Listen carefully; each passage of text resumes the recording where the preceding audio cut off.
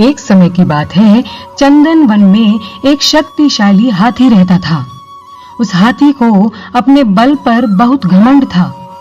वह रास्ते से आते जाते सभी प्राणियों को डराता व धमकाता था।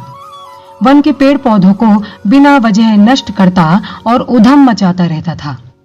एक दिन उस हाथी ने रोज की तरह ही जंगल के सभी प्राणियों को सताना शुरू कर दिया कि तभी अचानक आकाश में बिजली चमकी और मूसलाधार बारिश होने लगी।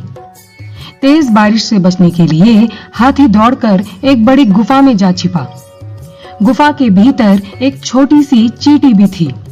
उसे देखते ही हाथी हंसने लगा और बोला, तुम कितनी छोटी हो, तुम्हें तो मैं एक फूंक से उड़ा सकता हूँ।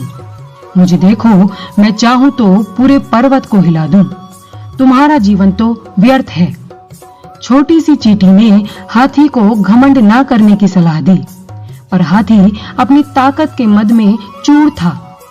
वह लगातार चींटी का मजाक उड़ाता रहा और चींटी को डराने के लिए अपना पैर जमीन पर पटकने लगा। हाथी ऐसा कर ही रहा था कि तभी बाहर से धड़ाम की जोरदार आवाज आई। पैर पटकने की वजह से एक बड़ा सा पत्थर गुफा के द्वार पर आ गिरा। अब हाथी के होश उड़ गए। वह पत्थर हटाने के लिए आगे बढ़ा और अपनी पूरी ताकत लगाकर भी वह उस पत्थर को हिला नहीं पाया। बारिश रुकते ही चींटी बोली, देखो, तुम मेरे छोटे होने का मजाक उड़ा रहे थे, पर इस समय मैं अपने इसी छोटे आकार की वजह से इस गुफा से बाहर जिंदा जा सकती हूँ, लेकिन तुम नहीं। और इतना कहकर चींटी अपने रास्ते चल देती है। थोड़ी देर बाद चींटी जंगल में जाकर अन्य हाथियों को बुलाकर लाती है और वे सब हाथी मिलकर उस हाथी को गुफा से बाहर सुरक्षित निकाल लेते हैं। हाथी बाहर निकलते ही चींटी से अपने व्यवहार के लिए क्षमा मांगता है और उसके प्राण बचाने के लिए धन्यवाद देता है।